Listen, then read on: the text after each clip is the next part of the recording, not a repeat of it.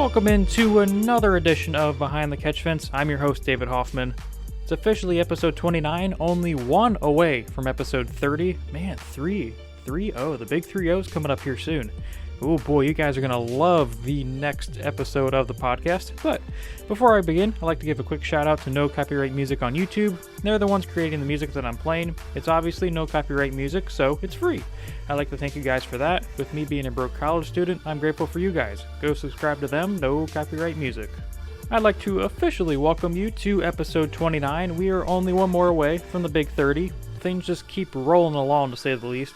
But if you haven't already, you should go check out our previous episodes, which has included names like John Force, Simon Pagenaud, Richard Petty, Stingray Robb, and most recently, 2021 Daytona 500 champion Michael McDowell. Today, we have none other than the electric and entertaining Helio Castroneves. The Brazilian has a decorated resume with 30 IndyCar wins, 50 poles, 3 Indianapolis 500 championships, and most recently an IMSA Sports Car Championship. Helio's charismatic personality has long been a staple in motorsports, and that charisma was put on full display in Season 5 of Dancing with the Stars, when he was able to win with partner Julianne Hough. Going into 2021, Helio is dancing his way over to compete with Meyer Shank Racing on a limited time basis, with hopes of going full-time again in the premier open-wheel series. Needless to say, today's episode is going to be the definition of entertainment. Now enough of the chit-chat, let's get right to it. Sit back, relax, grab your favorite snack, maybe some brownies or some chocolate ice cream, something with that. Oh, that sounds good right now. But before I get on a tangent, enjoy this episode with the legendary Helio Castroneves.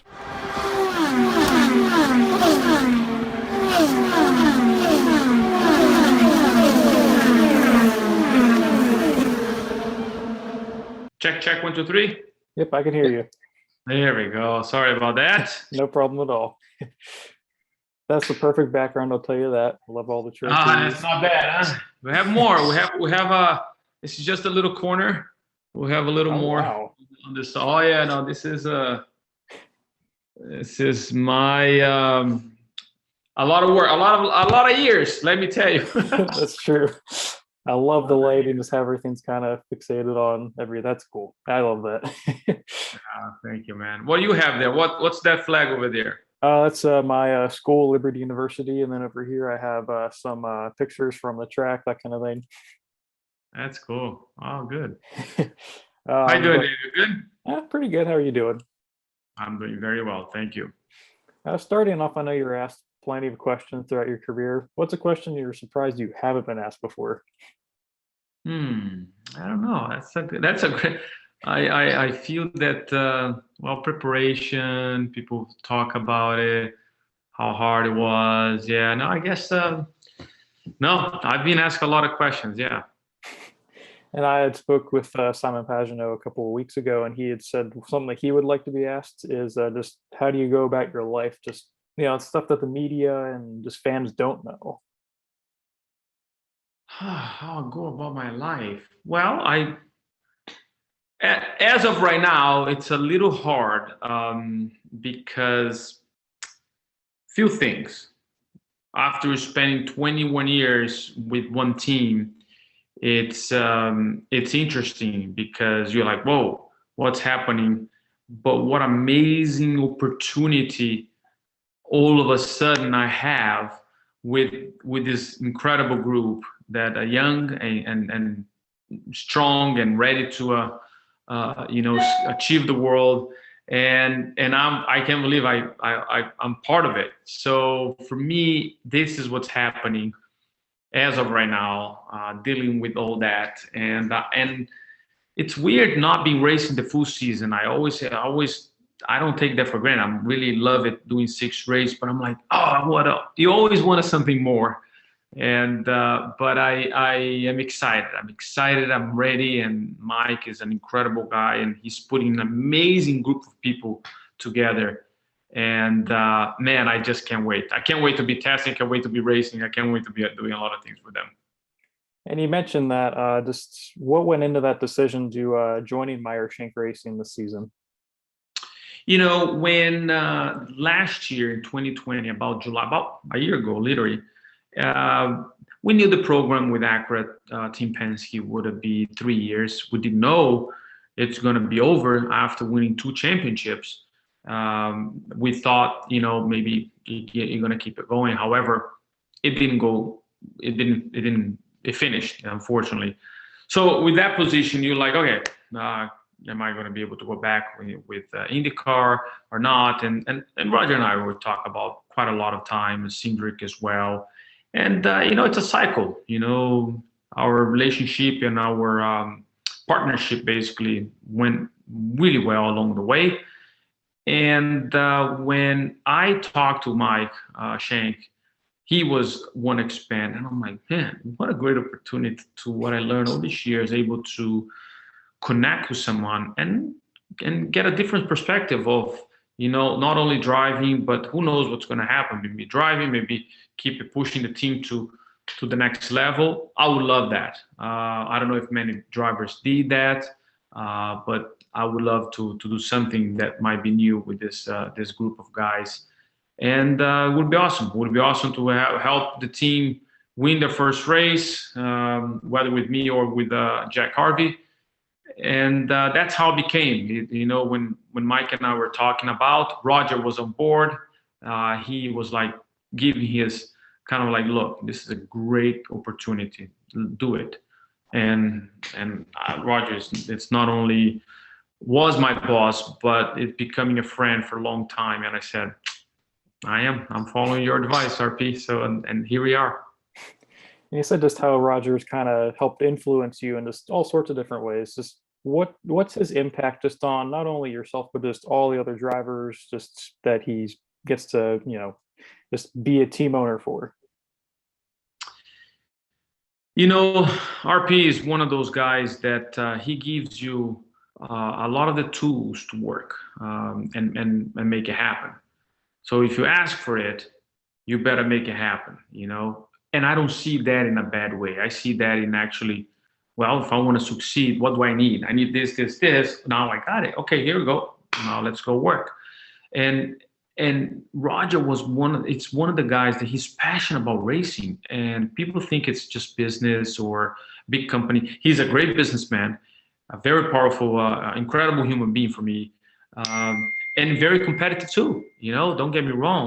Just because he's give you the tools, but he wants to win. And inside, even if we're competing against the other teammates, he wants, when he wears the shirt, the number 3 shirt, for example, that's who he is the day of the race. And obviously, when the team wins, of course, everybody celebrates. But and that for me shows he is the first one in. The last one to go out. It's a typical, when people say, no, it's just the same. It's not. He's absolutely motivating everyone. And because of that, the entire team, for me, it was one of those persons that he's always respect as well. And every time he walks around the paddock, everybody want to say hello to him. And I see Shank is a guy that's passionate about racing too. I really enjoy be associated with people that have that kind of feeling that the same I have. And so far it's been working well for me, and hopefully going to continue working for me as well. And just going back to your earlier days with Team Penske, when you're starting off that IndyCar program in 2001, you led the Indy 500 your first time to go in there, led 52 laps. I ended up winning that. I know there's a lot of times where drivers, the stars have to align perfectly, and it takes years. Tony Kanaan, one of your best friends, for example, it took him a long time. But what was that whole day like for you, and how did that happen, especially in your rookie season? When people say the rookie, I wasn't rookie. I was on my first time, and they're going over there. People sometimes forget about that. I started 98, 99, 2000. So I kind of had 3 years understanding IndyCar, understanding race. Yes, it was my first time with Indianapolis track, but we did have a race before an IRL in Phoenix. So preparation is the key to win that race, and the reason that Penske has 18, I believe now, wins, it's because of that. It's preparation. And for me, being in the seat as first time, I just knew I understood what I need to do. I have an incredible guy in my ear, which is Rick Mears. He just won 4 times, just little, and but he's the guy that was right there, kind of like not talking to me all the time, but guide me when I ask questions and things like that. So now you're talking about the start. Yes, preparation. Lucky is a preparation. Be prepared for opportunities, and I was prepared for opportunities, and that's probably why my luck was bigger, and that's why I ended up winning the race. So it was a bunch of other things together, lying together, that made. But it was an incredible feeling, man. It was like absolutely. I will never forget climbing that fence for the first time. It was absolutely awesome. You mentioned the fence climb. I know you've been nicknamed Spider-Man for doing that after like winning a race. Where did that come from originally? You know, again, people thought it was the first time ever I climbed the fence that time, but I was actually in Detroit. Yeah, I got the trophy right here. It was my first win, and I was so happy. You know, I was super, super happy. I could contain myself, and I was supposed to go to the victory circle, and I ended up actually stopping at the finish line. Why? I don't know. I probably the year before, that's where my car broke, and that's where I stopped. So I guess subconsciously I ended up going to the same place of the year before. And when I look around, there was nobody there. I'm like, oh boy. So I look at my left, and the crowd was going kind of like, yeah, really pumped. And I was like, I didn't stop here for them, but you know what? Let's go celebrate with them. And I get out of the car and start climbing the things, and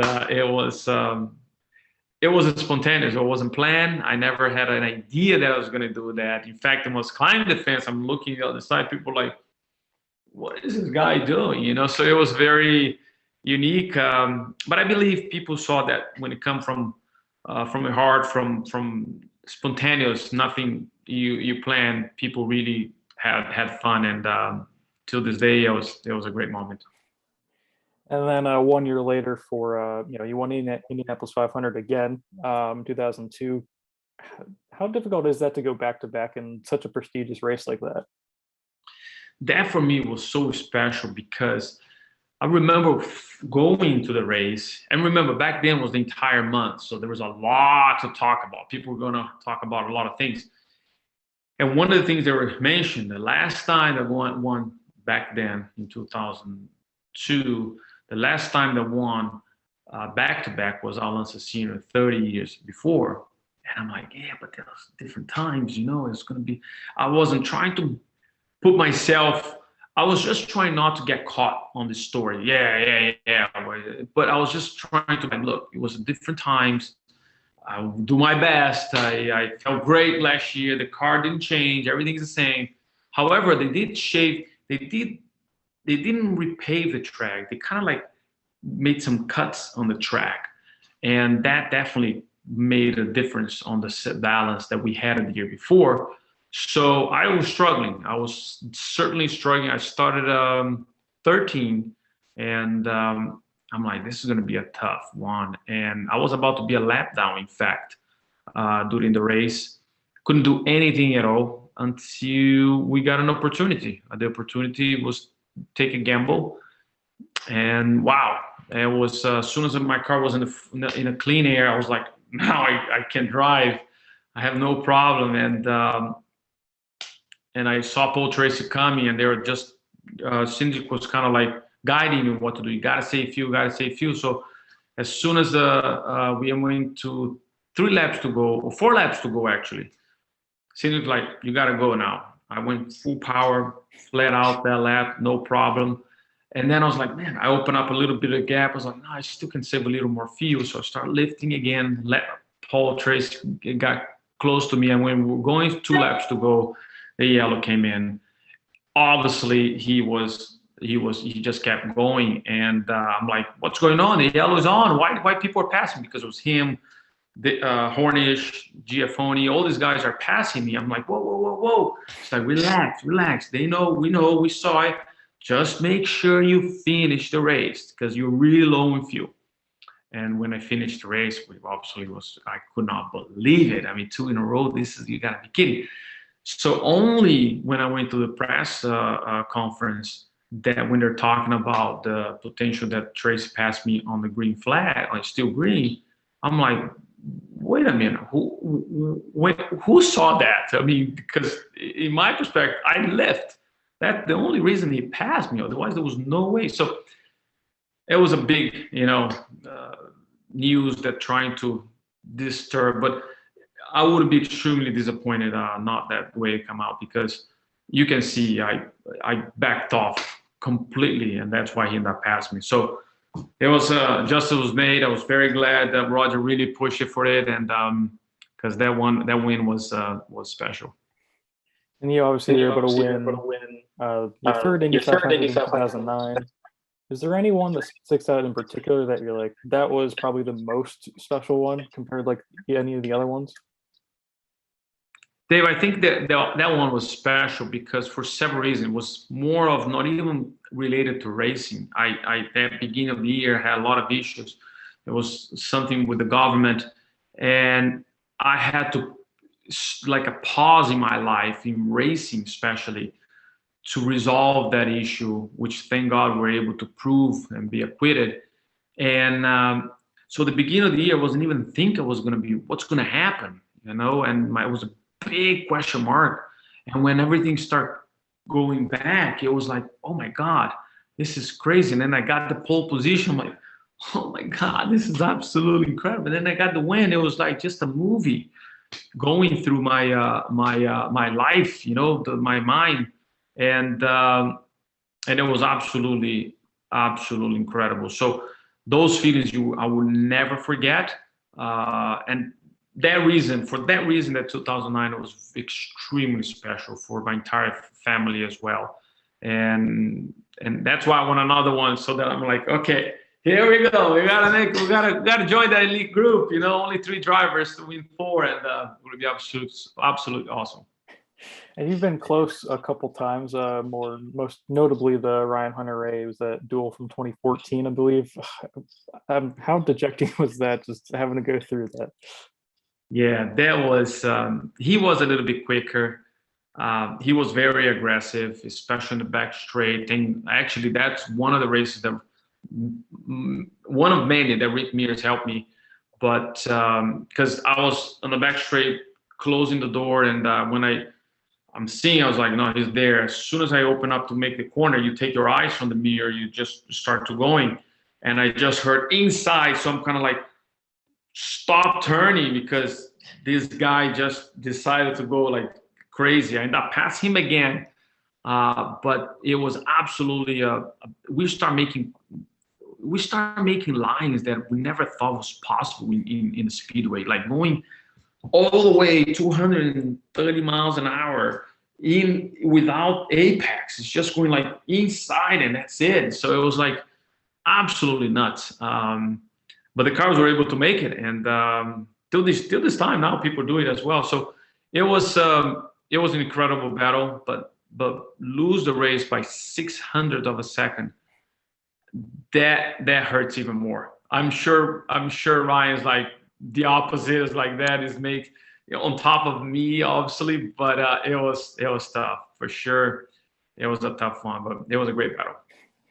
And just as you've kind of grew up through the sport for the past couple decades, just how has IndyCar evolved? How have you seen it evolve over the years? Well, technology took over, obviously. A huge improvement in what we say the halo with the windshield. It's absolutely, unfortunately, we because of that we lost colleagues on the way, and it's part of the risk of the sport. Very tough. That's the sad part of the sport, and but it's becoming competitive. Still very, very. I believe this year is going to be also again very interesting. They're trying to make even more competitive, which is always competitive. And but I believe when they changed the switch from 2012 until 2017, everybody figured it out. And when we moved to the new car, become a little more difficult to pass. except the first and second, which is still very, very competitive. So hopefully this year will be again very competitive. But I feel that join a new team, it's an absolutely fresh. We're ready to. They're doing everything they can to make sure that they give this car the way Penske used to deliver, and I'm sure we're going to be competitive. And it's going back to where it all started. Where did your love for racing initially begin? My father used to be team owner, talking about 1981. And I was about 5-6 years old, and I was actually going to the races. And I remember sitting on the race car. It was a stock car, and sitting behind the wheel and kind of like playing around. And I'm like, man, this is really cool. And one of the drivers, his driver back then, gave me a go-kart. And for me, it was a freedom. It was something like, wow, I can have the power on my own and do whatever I want, because I turn left. If I want to go there, I turn left. If I want to go right, keep it going. So that feeling was, whatever I want to do, I can do it with a race car. And it took me a while until I get for probably 2-3 years, until I became like 11 years old, I think. And my dad put me into a state championship, and it was fantastic, because I made friends, which that's the good part of it. I started making friends and start going out of my shell. I was from a small town in Brazil, and then I started going to the city. It was really cool. As a child going to teenager, it was a really dealing with people from different social aspect, and it was really important. It was a life lesson, I have to say. So for me, it was really cool to be part of that. And once I start winning, it was even better, because I'm like, oh man, this is fantastic. Let's do it again. And from there on, it was just getting better and better. You've raced in a variety of cars over, whether it's IROC, which we'll get to the SRX then, but you've raced in IROC, IndyCar, IMSA. Just more specifically on the IMSA side, how does a DPI car, which you won a championship in last season, how does that compare to an Indy car? That's probably the best measurement between IndyCar and a touring car, or heavier car like stock car. I haven't driven a stock car before, but when I drove the IROC, it was for sure, you can see that the difference. And the DPI was something like better to adapt. Still, you have the weight, but you do have like big brakes, a lot of downforce. Power is not as strong as IndyCar.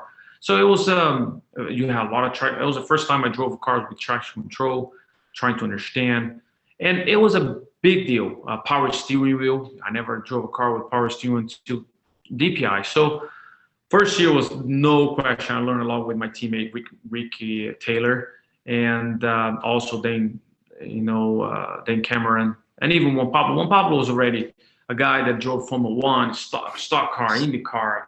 If you probably sit in this chair, he already drove too. So it was like one of those guys that's multitask talent. But it was incredible. It was incredible to go through the whole back again, improving, performing, managing the whole thing. You can build to your own. It's not like a spec series like IndyCar that there's certain limits. And that was really cool to be part of again with a manufacturer like Acura. So it was really cool. And just how does a typical IMSA season, because you've run both full-time for IndyCar and IMSA, how do they compare, and just how different are they, just a typical season? It's a great question, because until 2017, Roger didn't allow us to, the Team Penske, not Roger, but Team Penske didn't allow us to race in different series, because they didn't want us to get, hurt and things like that. So you became very focused, in IndyCar. And so that's why for me it was interesting, because now I'm going back to the IndyCar. So I'm having like, okay, I got to rewire again here how to do it, because you spend so much time in one thing and another. You create certain habits, which I understand that. So I guess it was interesting to be going back and forth I do believe I could do it now that I know the both worlds, and that's probably why we ended up winning the Daytona 24-hour this year, because it was just continuation what we finished from last year. And now going back, I wish I would have more. Like I said, I wish I would have more races in IndyCar. But again, it just can't wait to be back on testing and Indy, and hopefully it will be a great experience again with the new team. You mentioned just with changing different, going through different cars. Obviously the big story, Jimmy Johnson moving from NASCAR to IndyCar, doing some IMSA races. Just what are going to be some of like the toughest challenge that he has to face this season? Similar thing. He spent his whole career or basically succeeding in the NASCAR, and didn't drive much around. So it was only NASCAR. So I know exactly what he's going through, because now he's going to a completely different car.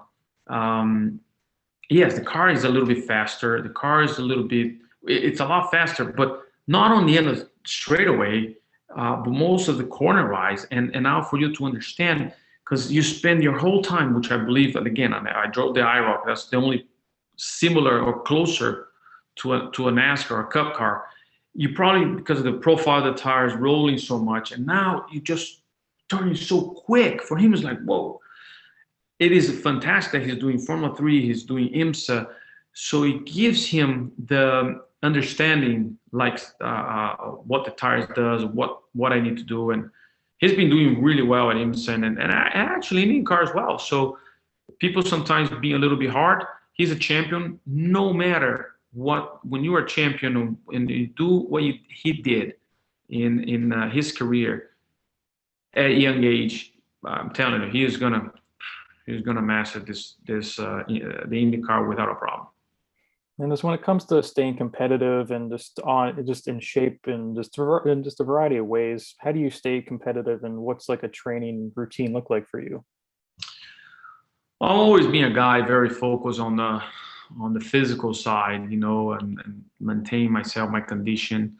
And now with less testing because of the COVID, but also because of I do believe people discover a new world now, saving a lot more money for the team. So, I'm not very good at a simulator. I would like to do it. I would like to be it, but I'm not. I get very frustrated, and I need to feel it. I need to be like right there and feel it.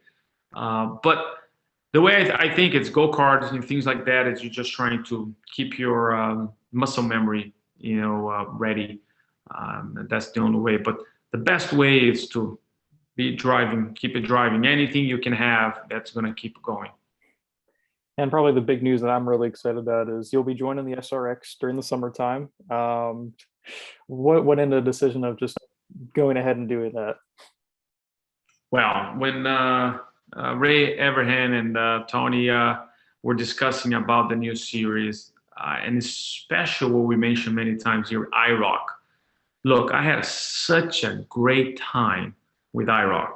I'm talking about in all aspect, not only outside the race car, but especially inside the race car. It was so different, something that I never did before. That was the only thing that Roger allowed me to do it, which was, I'm so grateful for that. And it was fun. It was absolutely fun. And that's what it's all about, racing. You have passion and you want to have fun too. Racing against your pals, racing against people and drivers that succeed in different series. That's what we're going to be racing dirt. We're going to be racing NASCAR.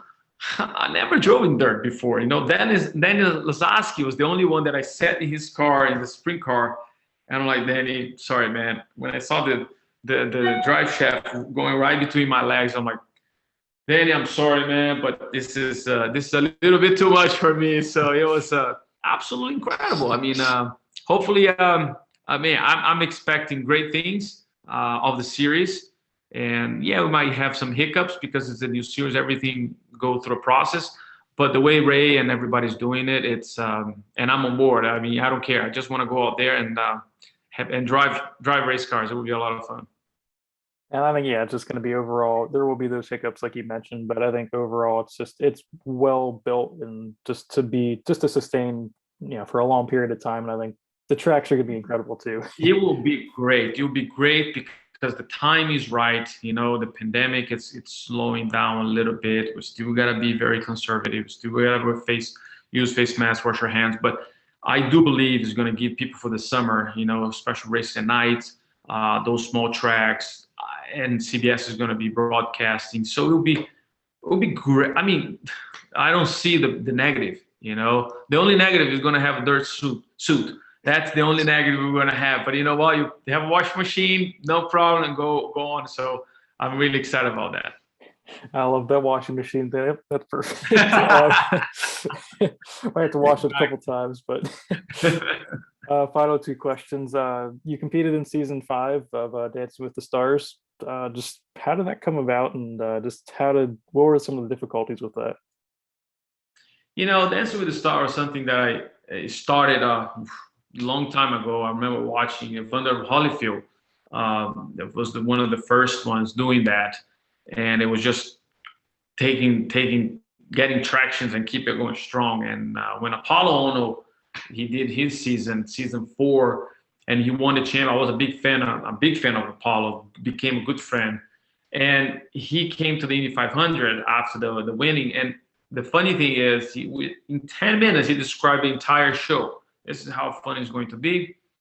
I didn't expect it to be hard work the way it was, because probably he's used to practice for the Olympics many hours, and I was like, man, feels like the Olympics, So, but it was a great way to expose the IndyCar name, no question, to cross over from the sport world to the Hollywood world, let's put it this way. And it was absolutely awesome. It was a great show. People saw who I am,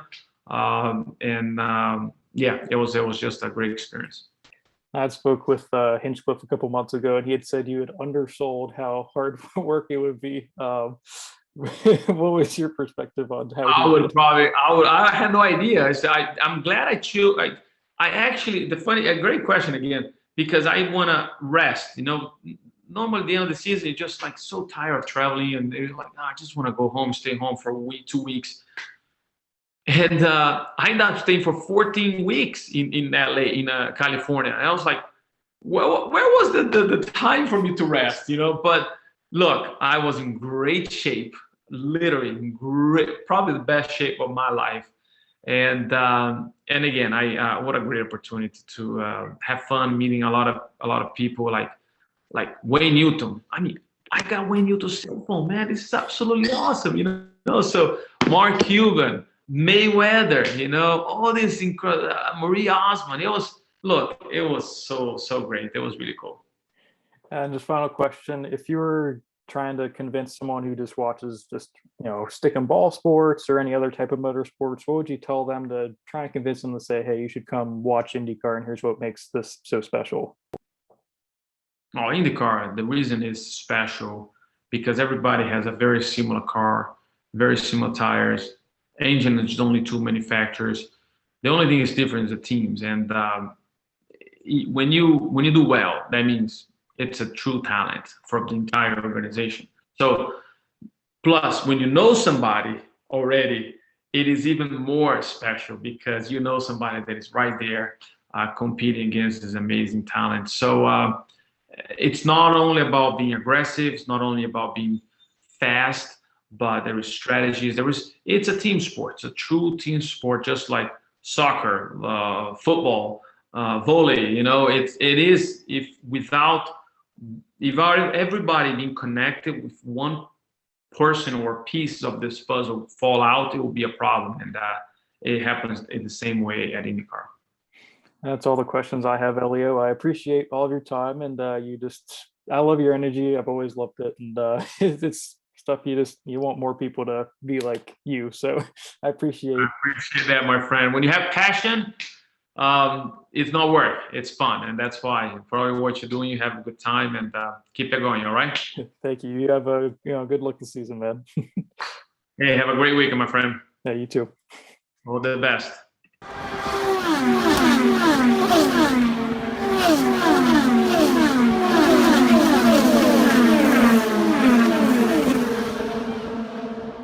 I hope you guys enjoyed this episode of Behind the Catch Fence with special guest Helio Castroneves. Helio is a true class act on every single level, and it was a real treat seeing how energetic he is just about everything imaginable. It's crazy to think that I've been able to talk to not one, but two former Dancing with the Stars contestants, and that's something going into creating this podcast a couple years ago that I did not expect to have. But that's what makes this show so much fun. You just never know who's going to pop up on the show next. I'd like to thank Maddie Komar for making this all possible. I'd also like to thank Helio once again for coming on to the podcast. We are just about out of time for today's episode, so look out for more interviews and content over the next couple weeks. Before I go, make sure to follow this podcast on Twitter and Instagram @BehindCatch. Thank you for listening. I'll catch you guys later.